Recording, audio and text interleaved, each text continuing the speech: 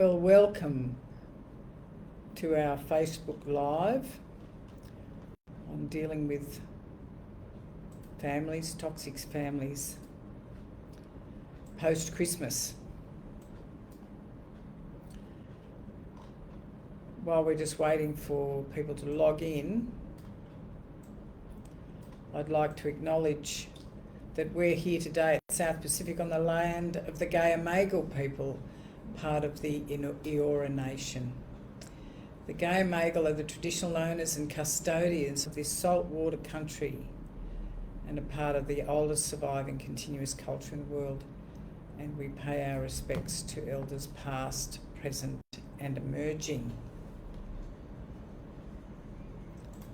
So today we're going to talk about dealing with toxic family systems, recovering after the festive seasons.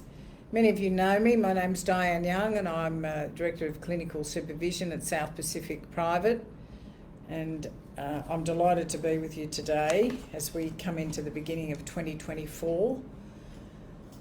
We're 18 days in already. Where did those 18 days go? Heavens only knows. So we're going to talk today about family members and the triggers in early sobriety. Thank you, I'm watching the messages come through as people are logging on.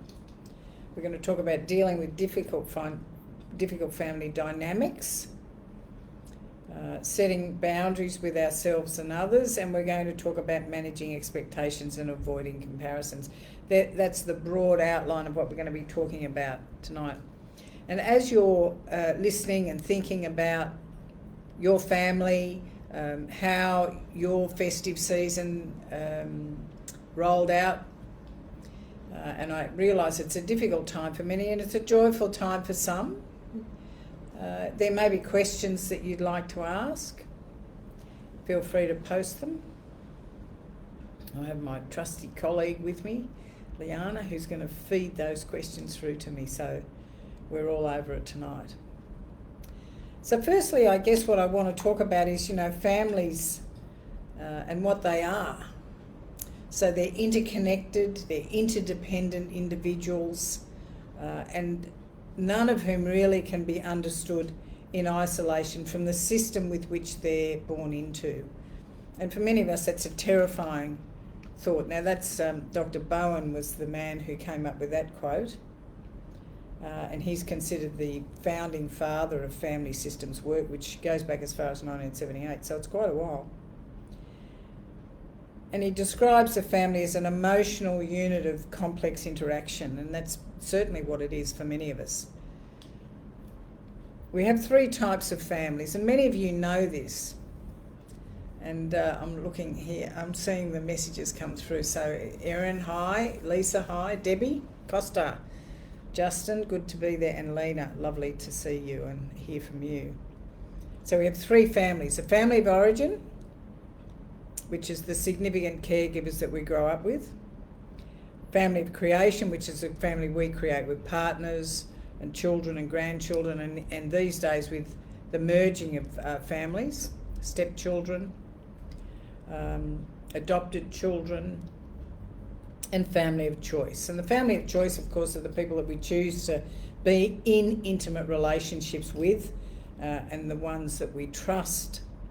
We have mutual reciprocity and benefit and respect and authentic connection, and often there's recovery in those relationships. So they're the three we're going to be talking about.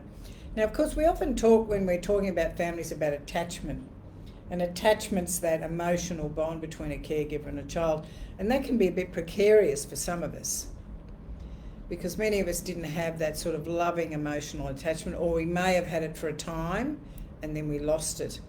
And the other part of that attachment, underneath that underpinning, is the attunement that we have between the people in our lives. The attunement, the ability of the caregiver, so the bigger one, to attune and respond to the child's needs. Now, often as children, we don't actually realise that our needs aren't being met.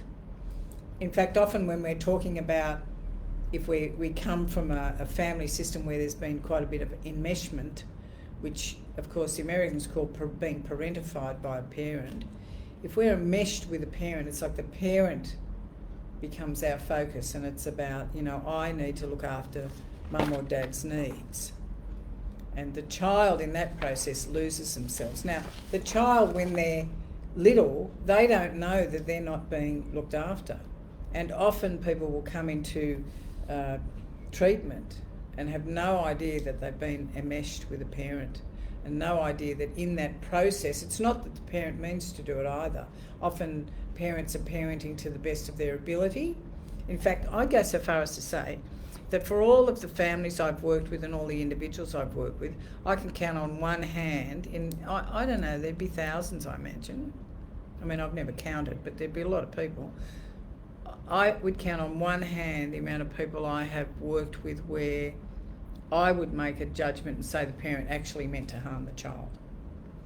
The rest of the time, the parent has no idea that their behaviour is harming the child, or might be setting the child up to be, in a dysfunctional family. Now, oftentimes, in a response to being in a dysfunctional, abusive or traumatic family system, we'll develop, of course, coping mechanisms. Now, we call them defence mechanisms. We do that to make sure that we try and feel safe. In fact, just as a matter of interest, I was talking to a client a moment ago who was doing some work with us today, some constellation work in a workshop one of our therapists was running. And he was trying to access some anger towards a parent. He couldn't access the anger. And he was perplexed as to why. They were on a time limit. They couldn't continue to work as long as they would have liked. And I said to him, I'm going to suggest to you, and I don't know if I'm right about this, but I said to him, I'm going to suggest to you the reason you couldn't access the anger is because the part of you that's adapted, like what we would call the adult adapted child, has come in to protect the little one. And I said to him, I'm not sure of your history, but I'm going to guess that you're enmeshed with your mum, were you? And he went, absolutely. And I went, well, there it is. So we come in, the older part, comes in to protect the little one. And in that protection, we shut down any sort of connection with our emotion. So the interesting part for me about that is that this man is in here, he's in recovery, he's got, quite a lot of tools already at his fingertips, and he's still having difficulty accessing that. So he's going to do some more work on his connection with his wounded child, and I think he'll get through it without too much trouble. So I'm looking at some of the names here. Thank you. Yeah, Fran, I can see your comment. That's terrible.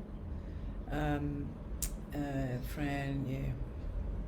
And look, we don't get it right as parents either. And I know that when I'm talking about family systems, often people who are parents will start to then judge themselves harshly because what they believe they've done wrong to their own children. What I say to adults who I'm working with is get in your own recovery. Do your own work, and what you'll find is there'll be a shift in the energy, and there's very likelihood there could be repair of some sort with your children, adult children. So we have two basic needs. We have attachment and authenticity. They're the two. And when we're authentic, and when our authenticity threatens attachment, then attachment triumphs the authenticity. That's a Gabor Mate quote.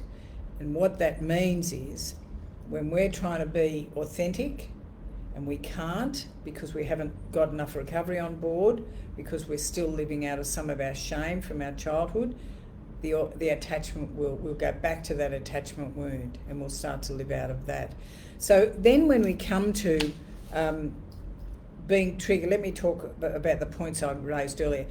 Family members triggered in early sobriety. When we're in early sobriety, I would suggest to you we're walking a bit like a raw nerve, right? We haven't got the kind of ability to sort of soothe ourselves in very difficult situations. And I would always say to people in early recovery, if you're in early recovery and you've got to go to a family function and you don't feel real confident about that, what I'd like to suggest to you is you put a time limit on it for yourself. You'd say for 2 hours, or you only go for the coffee and cake or something. You don't stay for the whole, 8 hours, barbecues. Don't do that. It doesn't matter what day it is, Christmas or any other day. You have to put yourself first. The triggers that come to us and happen to us in early sobriety as a result of being with our family are old attachment wounds generally, and they're wounds where we haven't done enough work on ourselves, so we still feel very exposed and very unsafe in the relationship with the parent or with the caregiver, or older siblings or whoever it happens to be. So it's absolutely critical for us to do some deeper work on what happened to me, how did I feel about that, and what can I do about it now? Because there is a way to come through this. There is always a way to come through it if we're prepared to be courageous enough and have a look. So that when we then dealing with difficult family dynamics, it's like, what part is yours and what part is theirs? This dovetails in nicely into the boundary setting. It's like if there's a family argument, I can't tell you how many times I've had clients come and see me and they've had a rupture over a new member coming into the family system. It could be there's been a divorce in the family, mum or dad or someone of that caregiver have repartnered, and so they've now got to navigate a new person in the system, and it's very difficult for people. They haven't chosen to have their parents divorce, they haven't chosen for their parents to repartner, but they've got to navigate it. So the difficulty in the family dynamic is that people want everyone to take a side. And that, again, is where boundaries come in. It's like, this is not my fight or not my argument. And whilst we, as the children, if you will, or the younger person in the family, would want to be able to have an ability to set our own way of living, make our own choices about our own life, we want to be able to afford that to somebody else. And sometimes we can't do that, again, because we're attached to how mum and dad treated us when we were little, what their expectation of us was, and how that they expected us to then play it out in our lives. I was doing a lecture the other day, and a gentleman got up and said that he was a very accomplished sports person, and he said, I was very good at this sport, and he's now an older, middle-aged person, and he said, the reality is that I did that sport, and I became as good as I did for two reasons. My father really wanted me to be successful at the sport, because when I was successful at the sport, he got accolades from his mates, so I got some positive stuff from him. And the second one is I wanted to prove to him that I could be better than even he thought I could be. Right? And I said, so I said, okay, so what's the rub then? Why are you telling us this? And he said, I don't even like the sport. And I thought, yeah, there you go. So sometimes we're doing things because others have an expectation of us. Vanessa, I'm very pleased to hear that your window of tolerance is a lot bigger than last year's. Good on you for Christmas Day. And that's the other thing, isn't it? The window of tolerance. Thank you for raising that, Vanessa. We need to sit in that space where I feel regulated, doesn't matter what's happening around me, I can actually be in my own space, in my own skin. I'm not hyper vigilant and looking around, and I'm not flat in affect and hyperarousal. So I'm not out of my window of tolerance. And again, the window of tolerance comes back to, what do I need to do to value myself first, set boundaries for myself, have autonomy to make my own life decisions, irrespective of what's going on in anybody else's, be authentic to myself, and to feel safe. And they're the 5 things we need to regulate, to be able to say, I'm okay. Now, that's not to say people don't get upset about stuff. They do, all the time. We're human. We're going to be upset. But we're not going to lose it and be totally triggered into old stuff. There's a saying in the profession, we say, if it's hysterical, it's historical. Hello, Lynette. seeing those 3 purple hearts. Very nice. Thank you very much. You know, and we don't want to be hysterical about anything. We want to be able to feel the feelings that we have about the situation, speak our truth, speak up for ourselves. And isn't that hard for some of us, you know? Isn't it hard for some of us to say, do you know, I'm not comfortable here right now, I think I'm going to go early? Because we, you know, there's actually a belief that if I actually set that sort of boundary with my family or anybody close to me, come to that, that I'm actually going to be criticised, they're going to get angry with me, they won't love me, they won't invite me back, whatever it is you make up, and you won't be safe. And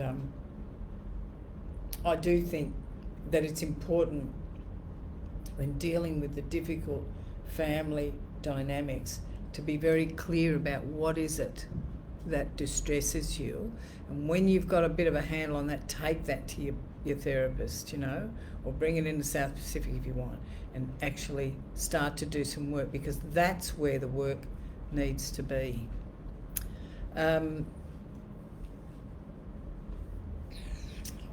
Fran, what do you do though your children might have contact with you? Yeah, it's very difficult. Adult children sometimes put distance between us and them because they need to go away and do their own work. Another client of mine spent Christmas on his own. Saw his daughter for a time on Christmas Day, didn't see the son at all. Son's in therapy, but wouldn't come to Christmas Day, and he had to accept it. It was painful, and it was painful for this man to watch. He loves his son, he can't understand what it is that he's done. And I said to him, it'll be revealed. The one thing I did suggest was perhaps reach out to your son and say, I'd be very willing to do a couple of sessions with your therapist and you if we could have a conversation around how we might repair the rupture in our relationship. Denise, I'm delighted to hear that you were learnt to be and was able to be present with first time this Christmas. I hope you gave yourself a pat on the back for that, because that's big, being present at Christmas. So the difficult family dynamics do go on, and they will continue until we actually shift the dynamic in ourselves. We can do a lot of pointing at other people. It's them, it's them, it's them. Now, they might not be perfect, and they probably aren't, but I'm going to guess you aren't either. And when we're doing points, your fault. What are we other 3 doing? These other things, 3 fingers? Coming back to here. This is where the work is. It's not over there. If I'm in blame, if I'm blaming other people, I'm actually in trouble, because I'm not actually looking at what my part might be in it. Erin, you're able to do that now? At Aunt's funeral, I was able to take some time out. Good. This is very good. Justin, you've kept your boundaries in place. Wonderful. Vanessa, a lot of courage, practice to speak up. I love this. This is wonderful. I mean, little tiny, we do baby steps when we start to speak up for ourselves, don't we? We're not going to, change the entire dynamic straight away, but we are going to do little ones, What can I say? This, I feel hurt when this happens. I can't imagine that. I don't feel comfortable with this, I totally understand how difficult it is to speak up, because we're not taught how to do that. No one's actually taught us, and by the time we're actually entrenched in our defence mechanisms, which might be that we cut off or wall, might be that we withdraw, might be that we attack, might that we use humour. There could be a myriad of ways that we defend. We actually take a moment to take a breath. What do I need to do to look after myself first? Not selfishly, but what do I need to do to look after myself. I do know some family people that have gone into early recovery, and they've actually set really clear boundaries, just said, look, I can do a little bit of time with you over the break and I can't do any more, and they've just stayed in touch on the phone. That's all they can manage. And if the family are supportive of your recovery, they'll absolutely accept it. They'll be upset by it because they probably love you, but they'll accept it. Justin, you're absolutely right. It's courageous to be here, Fran. I totally understand that. And, we can blame ourselves. Doesn't change the outcome. It's like, what's the next step from here? what are we able to do from here? Setting boundaries with self and others. Well, it was not too long ago, sort of halfway through last year, I think I did a whole session on boundaries, and I talked about external boundaries. You know, what's your external boundaries? Moves depend on who you're with. And the one that, you know, some people miss is the internal boundary, you know, from your sort of heart to your abdomen, and it protects your truth. Good on you, Lisa. You've been sober just over 3 years. Wow, go you. So the internal boundary protects your truth, and it also allows you two things. It stops you from coming out and abusing others, so you have an ability to stop and pause before you speak. And it protects you from when other people say things that may be hurtful, or you may feel they're hurtful to you. So when they're coming in, you can check it out, you know. Is that true? Is it not true? Or is it questionable? What are the things that are being said to me? Is it true? What's being said, not true or questionable? True or not true, straightforward. If it's questionable, you take it to someone else and check it out with them, you know. Paul has just said, family members have their own journeys taken over a year for, I can't quite read the rest of that, my mother, I think it is, was it? So, yeah, that's all right. Yeah, okay. For my daughter to be more empathetic to my gambling addiction, yeah. Look, when we're in full addiction and our family are on the brunt of that, and we've been lying and, you know, doing all sorts of stuff to get up to tricks with our addiction, they don't believe us for a long time. Do you know, there was a woman I worked with a little bit, and she was a member of Alcoholics Anonymous, and her 2 children would have nothing to do with her. She lived in Sydney, they moved to America. For 8 years, they didn't want to have anything to do with her. Now, very slowly she started, you know, sending the odd email, sending the odd text, and sometimes she'd get a response and sometimes she wouldn't. Now, after about 5 years, when she'd send a text or an email, she'd get a response from both the daughter and the son. They were both living in the same city in the States. And I saw her very recently, just before Christmas, and she was quite excited at a meeting. And I said, oh, what's going on with you? She said, my daughter and son have invited me over to America to see them. She said, I'm not staying with them, I'm staying in a hotel, and I don't know what it's about, but I'm going to front up. By this stage, the woman was 8 years sober. 8 years. No idea what it was about. So she turned up, and they picked her up from the airport, and they took her home. We had dinner, and they let her stay at the hotel. That was fine. And she'd been there, I suppose, on and off. She was there for a week and a half, and they were seeing her, doing stuff with her, and some days she'd go off and do things on her own, and then they'd pick her up and do stuff and things like that. So it was really quite, she was trying to do it ease in, you know, not make a fuss, right? Just ease in, knowing she's made amends, you know, and so it goes and so it goes. And they actually said to her, we've been thinking, and we really believe your sobriety is going to last now. 8 years. And we're wondering if you would consider coming and living in America. And it was just a mind-blowing for her. So I said, do I need to ask you what you're going to do? And she said, I'm going to America because I'm going to give it a shot, because I've got a chance to sort of reconnect with my children. And, you know, very soon that she'll probably have grandkids, I think she said.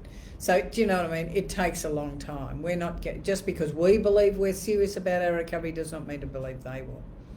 So Erin's 5 years in March, good on her. Paul is 533 days gamble free. This is amazing. And Melissa, sounds like you've got great family support around you. I think that's wonderful.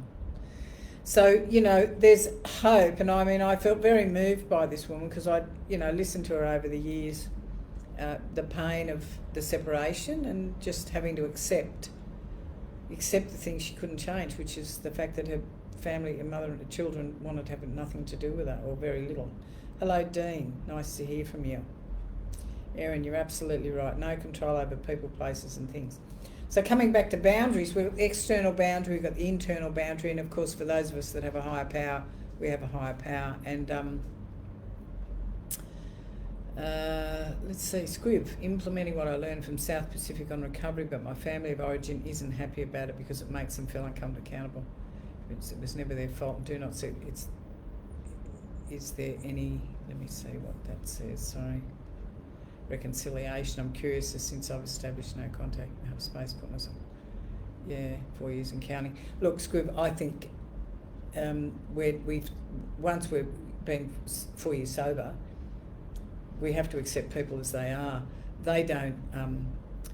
They feel uncomfortable and unhappy about it because you've changed the dance steps of their relationship. It's what we do when we start to set boundaries and we start to speak up for ourselves and things.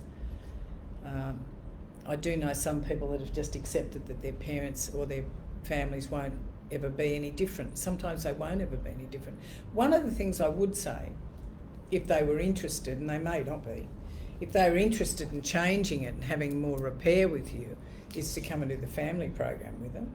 Now, if they have a little trouble with South Pacific, they're going to have to be confronted by the model and, you know, all the talk we have at South Pacific about owning our own stuff. But that's a possibility. The other thing is they could do Family Education Day, which is one day online, mum and dad together. They could sit and listen. Might be helpful. I don't know. It's worth a thought. So managing expectations and avoiding comparisons. I think there's always an opportunity for us to feel like we're not good enough and we're less than. And, you know, we can always look at other people or other families or other people in recovery and think we're not doing as well as they do, or we haven't got as much as they have, or whatever it is we tell ourselves. The interesting thing from my point of view in terms of expectations, I mean, we talk in 12-step recovery as expectations of premeditated resentments. I think there's some truth in that. Comparisons is, I'm always going to be, you know, what I want to do in terms of life now with people in my life is I want to do power with. I don't want to do power over or power under. I want to do power with. I want to actually be in a space where, you know, I'm feeling healthy self-esteem about myself. I'm hoping you are feeling reasonably healthy self-esteem about yourself, and we can meet where we are. Comparisons are awful things, I think. When I was in early recovery, I used to look at people who were like me, who had the sort of histories I had, and 2 years, 3 years, 4 years in, they were sort of, you know, they'd repaired with family, they had great jobs, they had all sorts of stuff going on. Now I had a job and I was doing pretty well from where I come from, but I wasn't sort of, you know, going up the hill real quick, and I could never work it out. But you know, the thing I realised after I got into a little bit further recovery and I started to do a little bit of therapy, because I didn't know much about trauma back then, I'm talking out 48 years ago, I started to realise that the people I was comparing myself with were people that had no history like me in terms of prior to getting into AA and NA. What they had was pretty functional families, pretty functional I say. They didn't have the totally dysfunctional family that I had. So I'd come in bringing trauma, and I'd come in with the disease of addiction. I'm in 12-step recovery, I'm managing my disease of alcoholism and addiction here, but I'm not addressing the trauma, and I can't understand why I don't even know that's holding me back at that point. So I often say to people, you've got two diseases. If you've got trauma, dysfunction and abuse, or you've got addiction and alcoholism in whatever way it is, gambling, sex, food. We have to get in abstinence around, well, it's certainly not food, but certainly get in abstinence around our addiction, and we have to treat our trauma therapeutically. So there's two different things to be doing. More and more we find in South Pacific, people are coming in that have got quite a few years up who want to do a deeper dive into their trauma. So we now have, every 2 weeks we have an online family program, and every 4 weeks we have an in-person family program. And we have Family Education Day, which is that 1 day online for family members. And they can be people whose family members are in South Pacific in treatment, or they're not actually in treatment yet. So that's actually open to everyone. So for people who are struggling with addiction in their family, who don't know anything about it, they can do that. Lisa said, I dealt with all my childhood trauma at South Pacific and then my alcohol addiction through AA. Fantastic results for me. Beautiful, thank you. That's exactly what I was trying to say, but you've said it nicely in 2 sentences. So, yeah, Justin realised I'm making comparison doesn't change. And it doesn't, it doesn't matter who I compare myself with. I always come out second best. I mean, that's the nature of comparison, isn't it? Not that it's going to make me feel like I want to be empowered to do anything. It actually disempowers me. So comparisons disempower me and expectations make me resentful. Not a good combination in any way. So I'm feeling like we're nearly at the end now. I've talked a lot longer than I thought I was going to. I hope that's okay with everyone. We've covered a lot of stuff that we said we were going to cover. I hope that's okay. You know, if you don't know, as many of you would know, but if you don't know, you can always reach out to South Pacific's intake team. They're extremely experienced, empathetic team of men and women who are very able to help you decide what the best way to, or what next step might be for you. Michael, very pleased. 35 days at SPP, Beechwood March. Was incredibly self-healing, and that's beautiful. 317 sober, beautiful. So intake offices open tomorrow from 8:30, 1800 063 332. Are there opportunities for families to come in for a private session? I think there could be, but it has to be made under special arrangements. Thank you for the wonderful insights. The thing about that, Kay, I've seen families come in, like they might do 2 or 3 families in a family program, and you sort of think to yourself, oh no, my father's not going to wear talking in front of other people and la la la la la, or my mother or whatever. And it's amazing how the family program is designed to make it normalise whatever they're struggling with. And I often see them, because my office when I'm here is near the family room, and you'll see them walking out for a break, chatting to another bloke or chatting to another woman. And they go and have lunch together and stuff. So it might not be a bad thing to even consider it. And thank you always. Thank you, Lisa. It's very kind of you. There's always a lot to talk about with families. I mean, it's where it all starts, begins and ends, isn't it? But if we do our own work, we can actually start to change the dance steps of the family. And you know something, I actually think when we're in recovery and we're prepared to do the hard yards ourselves, we actually, even without saying anything, give everyone else in the family permission to do the same. So thank you, Katrina, Lisa, Justin. Been very good to have you with us. Dean, Vanessa. We might leave it there, I think. I think we've wrapped it up. Welcome to 2024. It's going to be a great year for all of us. Let's cross our fingers on that. And I hope you stay close to your recovery and close to the people that you love. And South Pacific's always here if you need us. It's our pleasure to serve you. Thanks very much, everyone. Bye.